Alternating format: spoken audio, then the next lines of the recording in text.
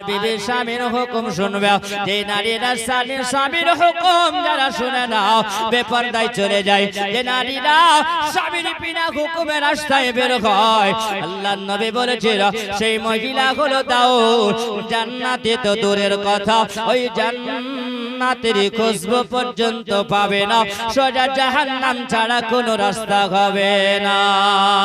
তাই বলবো মা জননীরা সোনামানি কেরা মাগো, ওই মা জননী স্বামী মালা হয়ে যান আর স্বামীর ভালোবাসা মহাব্বত যেন দিলের মধ্যে হয়ে যায় গো মা। এ মুসলমান বাবাজিরা আমার, এখন বর্তমান জামানা বর্তমান যুগে বাবা স্বামীকে খুশি করতে পারে না রাস্তার মানুষ। দেখা যায় যখন জলসা মাহফিলে কোনো জায়গা অনুষ্ঠান বাড়িতে যখন যাই বাবারে, আর দেখা গেলে 1 বছর আগে একটা শাড়ি কিনেছে, কিনার পরে আলমারিতে ভরে রেখেছে, অমুক বাজারে যাব তমুক বাজার সমুক বাজার, বাজারের শেষ থাকে না। ও বাবা সেদিনে এমন ভাবে রাস্তা দিয়ে যায়, বলে শোনো ইটিং ফিটিং শাটিং লাগিয়েছে, হুকে সিটি পিন লাগিয়েছে বাবা, আর গাড়ি ঝুলিয়েছে একটা চিনেছে কবে। ওরে যুবকেরা তোর আমার দিকে ঘুরে ঘুরে দেয়, সত্যি না মিথ্যা বাবা? আগের মা জননীরা 12 ঘাস শাড়ি পরেছে বাবা শরীরে, আর শরীরটা পুরো ঢেকে গেছে, দেখতে পাওয়া যায় না। মুরব্বী মানুষ রাস্তা দিয়ে যখন হেঁটে যায়, দেখা গেল মুরব্বী মানুষকে দেখলে পারে লজ্জা পায়। আর এখন বর্তমানে বাবা 12 ঘাস শাড়িতে খাই না, পিঠা তো পেটু দেয়। কিছু মনে নেবেন না বাবা, যেটা বাস্তবে সেটা বলতে আছে। রাস্তা দিয়ে মুরব্বীরা হেঁটে গেলে মায়েরা দেখা যেত বাবা ওই সময় রাস্তার ভিতরে কোনো অলি গলি ফেলে পারে একটু কমেরে ঢুকে গেছে, মুরব্বী মানুষ আসতে দেখা যায়। আর এখন যদি রাস্তা দিয়ে মুলবি হেঁটে যায়, বলে যত পারবি দেখ এখন সরকারি বসে আছে। ওরে বাবা বলবো মা জননী মাগো, যেমন তোমার বাড়িতে শ্বশুরটা যেমন তোমার পর্দা হয়ে থাকতে হবে, মা শ্বশুরকে দেখলে পারে অমনি রাস্তা দিয়ে কোন পুরুষ গেলে পারে তোমাকে এরকম লজ্জা শরমটা ঢেকে রাখতে হবে। যারা দুনিয়ার বুকে লজ্জা শরম ঢেকে রাখলো পর্দা বাড়ি হয়ে গেল, আল্লাহ বলে ওই বান্দেটা জান্নাতি হয়ে যায়। রাস্তা দিয়ে যদি হেঁটে যায়, এখন বর্তমান মেয়েদের দিকে তাকালে মনে হয় যে ওজন নষ্ট হয়ে যায়। ভুল না ঠিক? জোরে বলবেন বাবা, অনেক কিছু নেবেন না রে বাবা, আপনাদের বোঝার জন্য বাবা বলি। ওয়াজ অনেক শুনেছেন গো মা, নিজে যদি আকীদা পরিবর্তন যদি না হয়, নিজের জীবন যদি পরিবর্তন না হয়, সব জীবন বেকার হয়ে যাবে। আলী বলেন ইয়া রাসূলুল্লাহ নবী গো, আমি দিন মজুরি মানুষ, 4000 দিরহাম। তিনি মাথায় হাত দিয়ে বলে ইয়া রাসূলুল্লাহ, 1 দিরহামকে বুঝায় একটা সোনার কয়েন। একটা সোনার কয়েনকে 1 দিরহাম বলা হয়। নবী বলছেন কত হাজার? কত হাজার? জোরে বলেন। 4000। আলী বলছে ইয়া রাসূলুল্লাহ, এটা আমার দ্বারাতে সম্ভব হবে না, আমি কোথায় পাবো? নবী বলছেন তুমি অতক্ষণ পর্যন্ত ঘুমায়ো না যতক্ষণ পর্যন্ত তুমি না সাদকা করবে। আলীকে আবার নবী বলছেন বলে আলী গো, এই একটা খতম তেলাওয়াত না করে তুমি ঘুমাবে না। আলী বলে ইয়া রাসূলুল্লাহ, আপ সূরা ফাতিহা থেকে নিয়ে সূরা নাস পর্যন্ত তেলাওয়াত যদি করা এই তেলাওয়াত করতে গেলে কমসে কম সময় লাগবে 6 থেকে 7 ঘন্টা সময় লাগবে। আমি এশার নামাজ পড়ে যদি শুরু করে দিই, তাহলে এশার নামাজ পড়ে শুরু করলে ফজর হয়ে যাবে। নবী গো, এটা সম্ভব নয়, এটা তো পারবো না। আবার নবী বলছেন বলে আলী গো, 3 নম্বরে হলো তুমি জান্নাত খরিদ করে ঘুমাবে।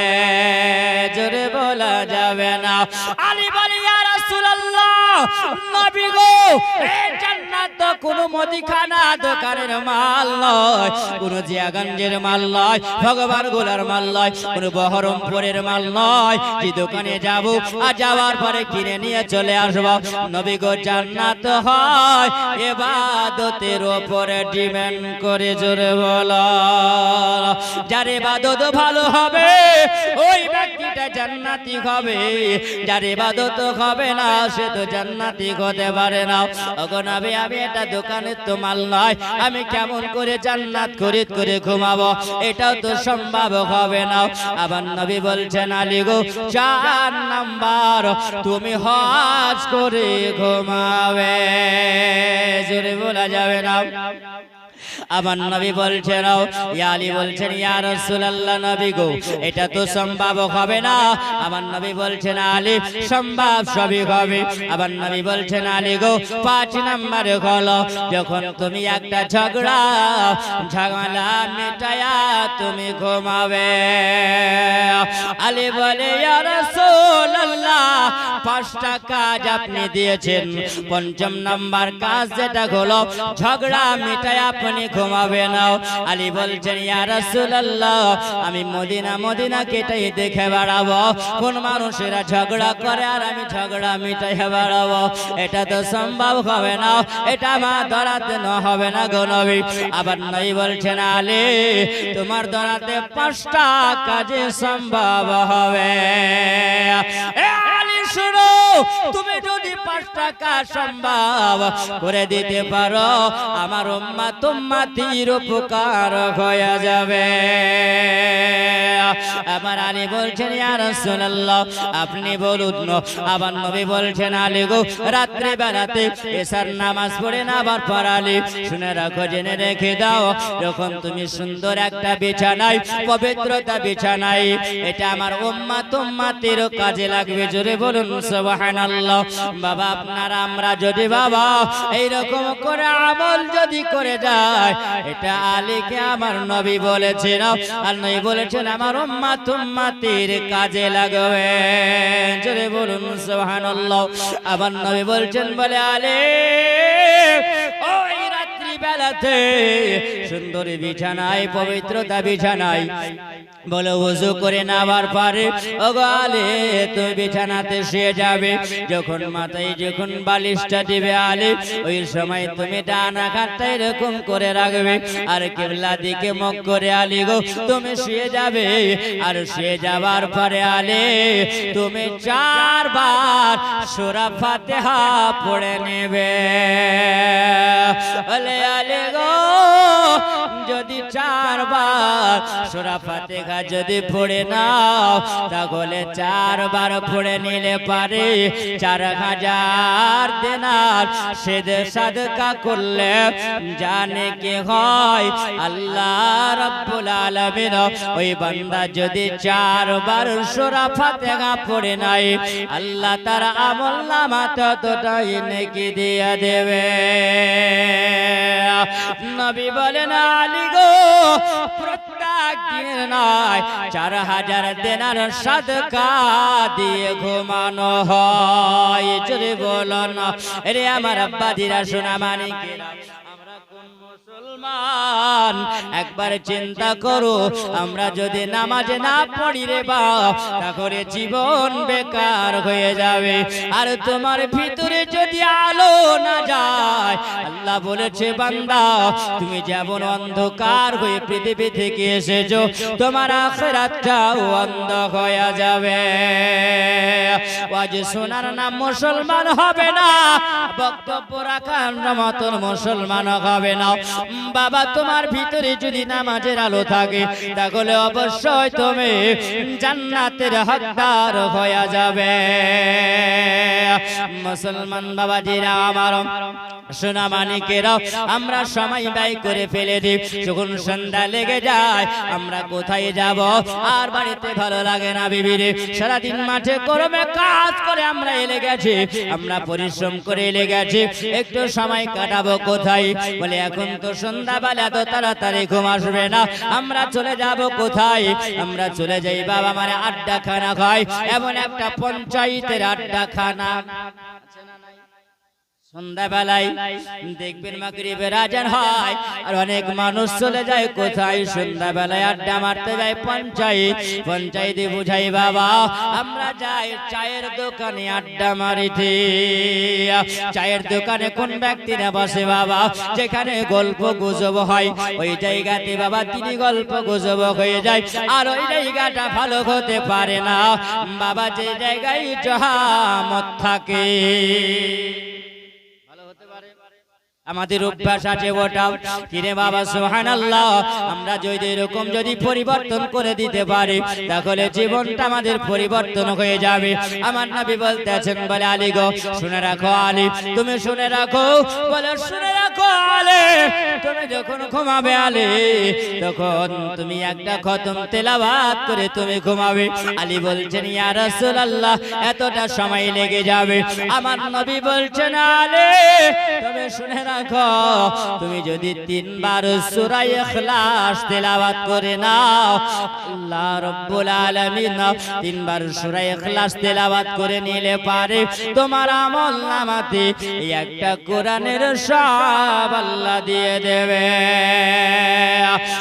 খতম কোরআনের সওয়াব আল্লাহ দিবে। আমার এমন উম্মতি আছে তারা কোরআন পড়তে জানে না। আমার ওই কোন বান্দা বান্দি যদি রাত্রি বেলায় শুয়ে যায় তাহলে আলী গো তার আমলনামাতে আল্লাহ একটা কোরআন খতমের সওয়াব আল্লাহ দিয়ে দিবে। আবার নবী বলছেন 3 নাম্বার আলী শুনে রাখো, ওগো আলী জান্নাত খরিদ করে তুমি ঘুমাবে।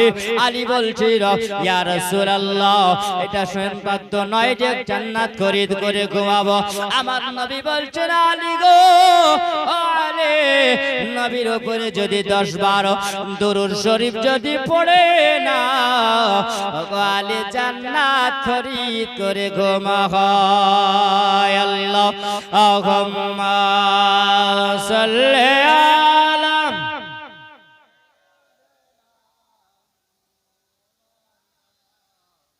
মুহাম্মাদ ওয়া আলা আলি সাইয়্যিদিনা মাওলানা মুহাম্মাদ সাল্লাল্লাহু আলা মুহাম্মাদিন সাল্লাল্লাহু মুহাম্মদ হরদম জবাব সেনে কালা পাক নবী মুহাম্মদ হরদম জবাব সেনে কালা শফিআনা মুহাম্মদ সাল্লাল্লাহু তাআলা আলাইহি ওয়াসাল্লাম। আবার নবী বলছেন আলী নবীর উপরে দরুদ পড়ে নিবা। বাবাজিরা আমার সোনা মানিকেরা আমরা দরুদ পড়ছি না জোরে বলবেন। দরুদ তো আমরা পড়ছি, দরুদ বেশি বেশি করে পড়বে না। যদি দরুদ পড়া হয় আমার নবী বলেছেন মান সাল্লা আলাইহি ওয়াহিদা আহাদা আশারাতারা। আমার নবী বলেন যে বান্দারা আমার উপরে মহব্বতে দরুদ একবার পড়ে আল্লাহ তার উপরে 10টা রহমত বর্ষণ করে জোরে বলে। এই জন্য আমরা সুন্নিরা বাবা নবীর উপরে বারবার দরুদ আমরা শরীফ পড়ি। আমরা নবীর উপরে দরুদ শরীফ পড়তে ভালোবাসি। আমার নবী বলেছেন বান্দা বান্দিরা শুনে রেখে দাও তোমরা যখন নবীর উপরে দরুদ পড়ো এক শ্রেণীর মানুষেরা যারা নবীর উপরে দরুদ পড়বে কিয়ামতের ময়দানে আমার ওই বান্দা আমার উম্মত উম্মতিকে আমি নবী দেখব আর নবী ওই উম্মত উম্মতিকে দেখতে থাকবে জোরে বলে। আমার নবী বলছেন ক্বালা রাসূলুল্লাহ সাল্লাল্লাহু তাআলা আলাইহি ওয়াসাল্লাম আওয়ালান নাস বিয়াউল কিয়ামাতি আকসারাহুম সালাত। যেই বান্দা বান্দিরা আমার নবীর উপরে মহব্বতে দরুদ পড়ে যায় আল্লাহর নবী বলেছেন কিয়ামতের দিনে আমার উম্মত উম্মতি আমাকে দেখবে জোরে বলা যাবে না সুবহানাল্লাহ। বাবাজি এই জন্য জন্য আমরা নবীর উপরে আমরা দুরূদ পড়ি, যাতে করে আমরা নবীকে দেখে নেব। এই জন্য নবী বলছেন আলী গো তুমি হজ না করে ঘুমায়ো না। আলী আলী বলছেন ইয়া রাসূলুল্লাহ কোথায় হলো মদিনা আর কোথায় হলো মক্কা? নবী গো রাতারাতি কি যেতে পারা যাবে আর রাতারাতি আসা যাবে না, এটা তার গোবরা বসন্তপুর না। মোটরসাইকেলে চাপলাম ভৌ করে দিলাম আর চলে আসলাম। বহরমপুর লাই কলকাতাও নয়। নবী বলেন ইয়া আলী গো তুমি খাজনা করে ঘুমাবে না। আলী বলছেন ইয়া রাসূলুল্লাহ এটা সম্ভব হবে না, কারণ এই জন্য মক্কা হলো অনেকটা দূরে। আমার নবী বলছেন আলী শুনে রাখো, তবে আলী তোমাকে বলে দি তুমি যখন বিছানাতে ঘুমাইয়া যা শুয়ে যখন যাবে আলী গো আমার নবীর উপরে তুমি জানো নাও দুরূদ শরীফ পড়ে নেওয়ার পরে আলী তুমি তেসরা কলমা তুমি পড়ে নেবে 3 বার। তেসরা কলমা যদি 3 বার পড়ে নাওয়ালে তাহলে তোমার হজ করা হবে। এবার নবী বলেন আলী গো 5 নম্বরে তোমাকে বলে দি কাউরি ঝগড়া মেটাতে হবে না। আলী গো কে ঝগড়া করে তোমাকে দেখতে হবে না। গো আলী শুনে রাখো কোন মানুষের যদি ঝগড়া বিবাদ যদি লেগে যায় আর কোন মানুষ যদি ফয়সালা করে দেয়, ফয়সালাটা যদি ভালো যদি হয় হকের পথে যদি ফয়সালা হয় আল্লাহ ওই বান্দাকে কবুল করে না। কারণ এই জন্য আলী তোমাকে আমি জানাইয়া দিই ওরে মুসলমান বাবাজিরা আমার শোনা মানিকেরাও হযরত আলীকে বলেন আলী আস্তাগফিরুল্লাহ রাব্বি মিন কুল্লি যামবি ওয়া তুবু ইলাইহি। আলী গোটা যদি তুমি পড়ে নাও একটা ঝগড়া মেটালে যা সওয়াব পাওয়া যায় তোমার আমল নামাতে আল্লাহ অতটাই সব দিয়ে দেবে। আমার বাবাজিরাও হযরত আলী আল মুর্তজাকে আমার নবী জানালেন আর নবী বললেন আলী গো শুধু তোমার জন্য নয় গো আলী আমার উম্মত উম্মতির যারা এই আমলটা করতে পারবে আল্লাহ তার আমল নামাকে কবুল করে নেবে। জোরে বলো না ওরে আমার বাবাজিরা শোনা মানিকেরা একটু আগে আসে নাও মা ফাতেমা তু জাহরা এ হাসান মা তু জাহরা আর হযরত আলী আল মুর্তজা ওই জায়গাতে আলীকে আমার ফাতেমা বলছিল ও গো আমার মাথার মুকুট গো আমার মাথার তাজ। আজকে হযরত আলী যখন সম্মুখীন হয়েছিল হযরত আলী বলছেন ফাতেমা গো যদি বাড়িতে একটু খাবার থাকে গো ফাতেমা আমাকে তুমি একটু কিছু খাবার দাও।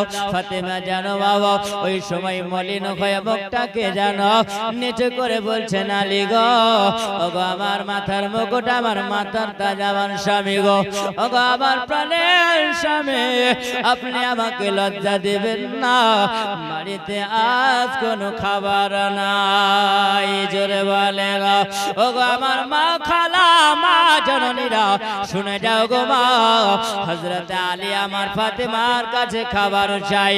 ফাতেমা বলছেন স্বামী গো আপনি আমাকে লজ্জা দিয়েন না, কারণ বাড়িতে কোনো খাবার নাই।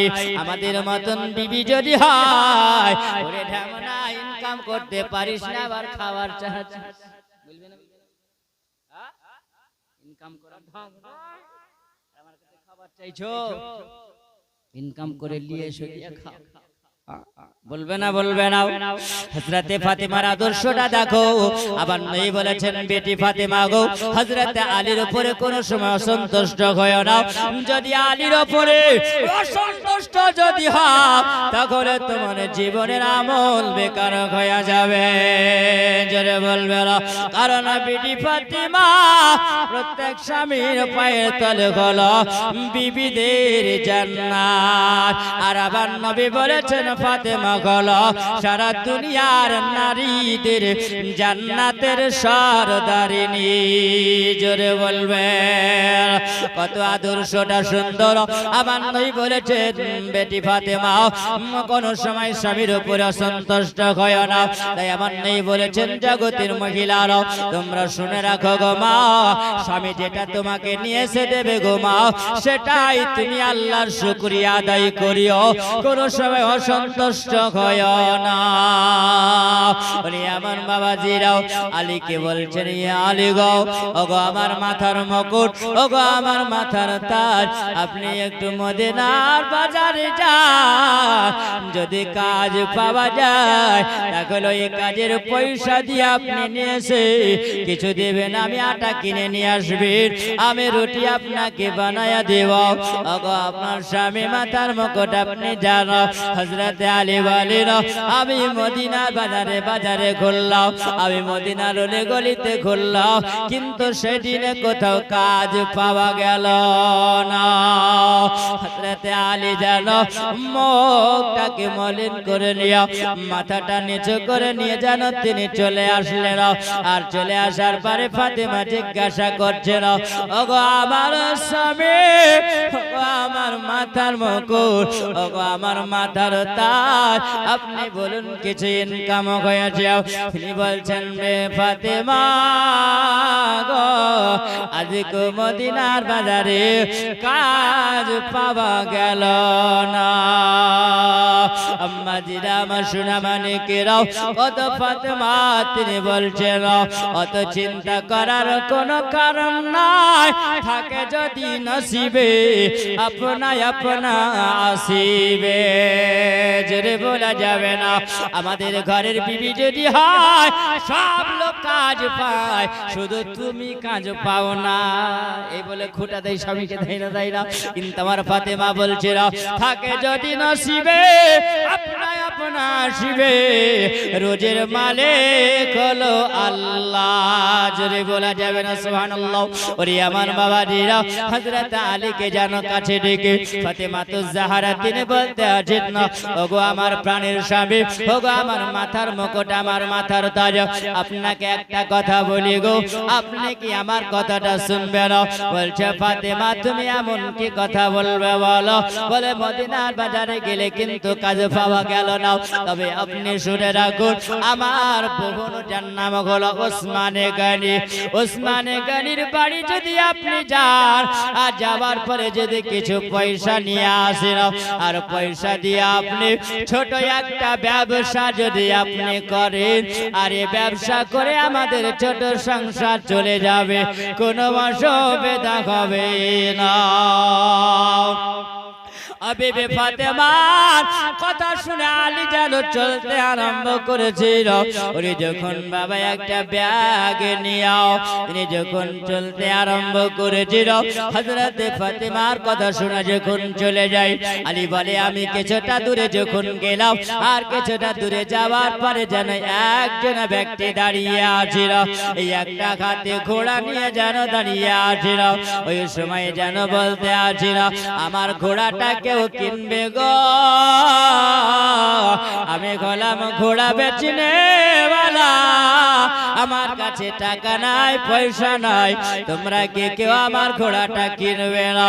আলী বলছেন ঘোড়াটা দেখতেও ভালো লাগে, দেখতেও মজা লাগে, কিন্তু আমার পকেটে টাকা নাই, আমি ঘোড়াটা কেমন করে আলী কিনব? ওই মানুষটা যেন আলীর কথাটা শুনতে পেয়ে গেছিল। ওই মানুষটা বলছেন ওগো নবীর জামাই, ওগো আলী আল মুর্তজা, ওগো শেরে খোদা, আপনি আসুন, আপনার কাছে যদি টাকা না থাকে, আপনার মন চাইছে আপনি ঘোড়াটা কিনবেন গো আলী, তবে শুনে রাখুন আপনাকে আমি ধারে বিক্রি করে দেব। জোরে বলবেন। আলী বলছেন না, ধারে মাল কেনা যাবে না, কারণ হায়াত মওতের মালিক হলো আল্লাহ, হায়াত মওতের মালিক হলো আল্লাহ। কিন্তু মুসলমান বাবাজিরা আমার, আমরা এটা সেটা বুঝতে পারি না। আমরা মুদিখানা বাজারে যাই, ধার নিয়ে চলে আসি, আর যখন কয়েক হাজার টাকা হয়ে যায় বাবা, 1-2 হাজার যখন হয়ে যায়, ওই দোকানে মাল খাওয়া ছেড়ে দিয়ে অন্য দোকানে মাল খাই। এরকম প্যাসেঞ্জার আছে না নাই? হ্যাঁ আছে বাবা। দেখবেন আর দোকানের ধার দিয়ে দেখা যদি যাই তো দেখবে দোকানদার দেখবে তো ছাতাটা ফুটে ওদিকে মুখ করে দেখতে না পাই, দেখলি তো চাহবে। এই তো আমরা মুসলমান, কিন্তু বলে যাব বাবাজিরা আমার সোনা মানিকেরাও, খবরদার বাবা, কাউরির মাল আপনি ভক্ষণ করবেন না, আর কাউরির মাল আপনি খেয়ে যাবেন না, কাউরিকে আপনি ঝোঁটা দিয়ে যাবেন না, মিথ্যাবাদী হয়ে যাবেন না। যদি চলে যান আল্লাহ এটা বরদাস্ত করবে না। আলী বলছে বাবা আমার কাছে তো টাকা নাই। আলীকে বলছে বলে শুনুন, আপনার টাকা নাই তো কি হবে, আপনি আমার কাছে ধার নিয়ে যান। ওগালে আপনাকে আমি দিতে চাই, আপনি 100 টাকা ধারে কিনে নিতে পারেন। জোরে বলো। আলী বলছেন বলে শোনো তাহলে তুমি আমাকে কি দিবে নাও? আলীকে বলছেন বলে হালি নিয়ে যাও। হযরত আলী জানো এই সময় ঘোড়ার লাগামটা দড়িখানা ধরে নিয়েছে, যেমনি রশিখানাকে ধরে নেওয়া আলী যেন রাস্তা দিয়ে হেঁটে চলে যায়। আলীকে যেন আর একজন ব্যক্তি রাস্তায় দাঁড়িয়ে বলছিল বলে আলী গো, আলী তোমার ঘোড়াটা দেখতে এত সুন্দর গো আলী, ওই ঘোড়াটা দেখতে এত ভালো লাগে, আলী গো তোমার ঘোড়াটাকে তুমি বিক্রি করবে। জোরে বলো। একজনের কাছ থেকে কিনে নিল, আর একজনা যেন কিনতে চাইছে বলে আলী গো ওই ঘোড়াটাকে আপনি আমার কাছে বিক্রি করবেন। আলী বলছেন কেন বিক্রি করব না, কয় টাকায় নেবেন আপনি বলুন, আমি আলী বিক্রি করে দেব। ওরে আমার বাবাজিরা ওই সময় জানো আলীকে বলছেন আলী তুমি কয় টাকা নেবে বলো? আলী বলছে আমি 100 টাকায় কিনেছিলাম। আর ঘোড়াওয়ালা বলেছিল আলী গো তুমি যত টাকায় পারবে আলী তুমি বেচে দেবে, কিন্তু আমার 100 টাকাটা তুমি আমাকে দিয়ে দেবে। জোরে বলে। আলী বলছেন বেশি টাকার আমার দরকার নাই, আমার 50 টাকা যদি লাভ হয় তাহলে হবে অনেক, আমি আলী 50 টাকা লাভ করব। আর ওই ঘোড়াওয়ালাকে যদি দেখতে পাই 100 টাকা তার দেনা মিটাইয়া দেব। জোরে বলে। হযরতে আলী যেন বলছেন বলে শোনো আপনাকে আমি 150 টাকায় বিক্রি করব। হযরতে আলীকে যেন বাবা 150 টাকা দিয়ে দাও হলো। হযরত আলী 150 টাকা নেবার পরে মনের আনন্দে হযরত আলী যেন চলে যায়। হযরত আলী বলে আমি যখন রাস্তা দিয়ে গেলাম ওই সময় দেখতে পেলাম যে মানুষটার কাছে আমি 100 টাকায় ওটা কিনেছিলাম, ওই 100 টাকা বেচে নেওয়ালা যেন দাঁড়িয়ে আছিল। তিনি বলছেন বলে আলী আজকে মনে বড় আনন্দ মনে হয়, কি ব্যাপার? ওই সময় কি বলো গোটা বিক্রি হয়ে গেছে? আলী বলো। আলী বলছেন আপনার অপেক্ষাতে আমি ছিলাম, আর আপনি নেন আমার পকেট থেকে বের করে আলী যেন 100 টাকা দিয়ে দিয়েছিল। আলী যেমনি 100 টাকা দেওয়া সঙ্গে সঙ্গে মানুষটা যেন চলে গেল। 50 টাকা নিয়ে আলী যেন মনের আনন্দে চলে যায়। বাবা মনের আনন্দে যাওয়ার পরে দরওয়াজায় আওয়াজ যেন দিতে আসছিল ওগো বিবি ফাতেমা দরওয়াজা খুলে দাও বিবি গো। যেমনি দরওয়াজা খুলে দেওয়া দেখতে আছেন ফাতেমা যেন আমার স্বামী আসসালামু আলাইকুম ওয়া রাহমাতুল্লাহ। জোরে বলা যাবে না সুবহানাল্লাহ। এ মুসলমান বাড়ি থেকে যখন আপনি আসবে আসার সময় বাড়িতে দেখা যাবে দরওয়াজা লাগাও, আপনি সঙ্গে সঙ্গে সালাম জানাবেন। আর বাড়ি থেকে যদি সালামের উত্তর আসে তাহলে আপনি বুঝে নেবেন কোন মানুষ আছে বাড়িতে। সালামের উত্তর যদি না পাওয়া যায় বোঝা যাবে বাড়িতে কোনো মানুষ নাই। যখন আপনি বাড়ি ঢুকবেন সালাম দিবেন, আর ওই বিবি যদি আপনাকে সালামের উত্তরটা যদি দিয়ে দেয় তাহলে রে বাবা আল্লাহ নবী বলেছেন রহমত বর্ষণ হয়। জোরে বলুন। আর ওই সালামে বিবি যদি খুশি হয়ে যদি যায়, আল্লাহর নবী বলেন ওই স্বামী স্ত্রীর মধ্যে আল্লাহ পাকের রহমত বর্ষণ হয়। আমাদের তো সালাম দূরের কথা বাবা, সুবহানাল্লাহ, ভালো করে কথাটাই বাড়াই। জি বাবা, সন্তুষ্ট যদি না হয় আল্লাহ সন্তুষ্ট হবে না। বিবিকে মাঝে মাঝে পরীক্ষা করতে হবে। যে বাবা কি কেমন করে আপনি পরীক্ষা করবেন, পরীক্ষা করার একটা সিস্টেম আছে। এই সিস্টেমটা যদি আপনি জানেন তাহলে অবশ্যই আপনার বিবিকে পরীক্ষা করবেন। আপনি দুটো শাড়ি কিনে নিয়ে আসবেন, আসার পরে বলবেন বলে বিবি রে এই দেখো দুটো শাড়ি নিয়ে এসেছি, একটা মায়ের জন্য নিয়ে এলাম আর একটা তোমার জন্য নিয়ে এসেছিলাম। মায়ের শাড়িটার দাম হলো 500 টাকা, আরে বেবির তোমার শাড়িটার দাম হলো 300 টাকা। তাহলে বোঝা যাবে মুখখান বেঁকা না সোজা। যদি বেঁকা হয় তাহলে জানবে ভেজাল আছে, আর যদি জানবে সোজা হয় তাহলে কোনো ভেজাল নাই। ওরে আমার বাবাজিরা, সোনা মানিকেরা, বিবিকে মাঝে মাঝে পরীক্ষা করবেন বলে বিবি রে তোমার আজকে তরকারি রান্নাটা ভালো হয়েছে, সবজি রান্নাটা খুব সুন্দর হয়েছে। এইরকম ভাবে যদি বিবির প্রশংসা যদি করো তাহলে বিবি অবশ্যই ভালোবাসবে। আর যদি বলো তোর মতো রান্না ভালো লাগে না, খেতে ভালো লাগে না, একবার ঝাল একবার লবণ একবার তবন ধুম ধাক্কা দেয়, আছে এরকম পুরুষ আছে না? এই যে বাবু তোকে প্রতিদিন মারে কিনা বলতো, হ্যাঁ 12টা 1টার দিকে ঝগড়া লেগে থাকে, আরে বলিস না শরবত খেয়ে আসে না, শরবত, বুঝতে পেরেছেন তো? আছে এরকম ফ্যামিলি। জীবনে কোনোদিন ওই ফ্যামিলিতে বরকত আসবে না, রহমত আসবে না। কারণ যার পেটের মধ্যে হারাম থাকবে, আচ্ছা বলেন তার রুজিতে বরকত হতে পারে? বরকত হতে পারে না। ওই সংসারে শান্তি আসতে পারে না, অশান্তি ছাড়া। কারণ হলো যারা শরাব পান করে সেই ব্যক্তির সংসারে কোনো সময় শান্তি আসবে না, শুধু মারামারি লেগে থাকবে। তো বাবু জিজ্ঞাসা করছে আরে তোকে মারে কিনা প্রতিদিন বলতো, আর বলিস না ছেলে ফেলে লিয়া কাজ কাজ আর কোনদিন দেখি যে হয় ভাতে মার বসে যায়, যেদিন একটা হয় সেদিন কুটনি খাইতে হয়, কোনদিন ডাল রান্না করতে যেদিন নুন ভুলে যায় সেদিন মার খাইতে হয়, কিছু না কিছু একটা হয় আর মার খেতে হয়। আমার নবী বলেছেন শোনো, পুরুষদেরকে বলছে শোনো, বিবিকে মারিও না, আবার বিবিকে মারো। কোন জ্বালা! নবী বলছেন বিবিকে মারো আবার বিবিকে মারিও না। তার কারণ হলো এটাই, নবী বলছে বিবিকে ওই সময় মারো কোন সময়, একবার বলো বিবি নামাজ পড়ো, যদি বিবি নামাজ না পড়ে তাহলে বিবির সঙ্গে কথা বলা বন্ধ করিও না, ওই বিবির খাবারটা বন্ধ করে দাও। বিবিকে বলো বিবির নামাজ পড়ো, বিবি যদি নামাজ না পড়ে কথা বলা বন্ধ করে দাও। বিবি যদি নামাজ না পড়ে তাহলে বাবা ওর সঙ্গে সব কিছু বন্ধ করে দাও। আবার নবী বলছেন আবার নামাজ পড়ার কথা বলো।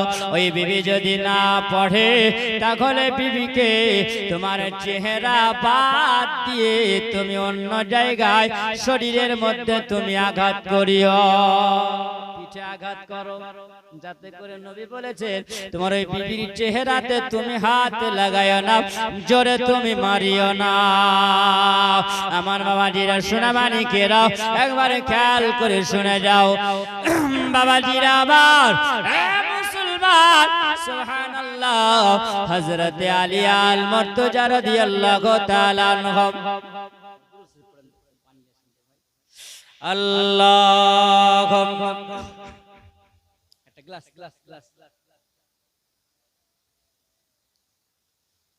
মাওলানা মুহাম্মদ, জোরে পড়েন, জোরে পড়েন আল্লাহুম্মা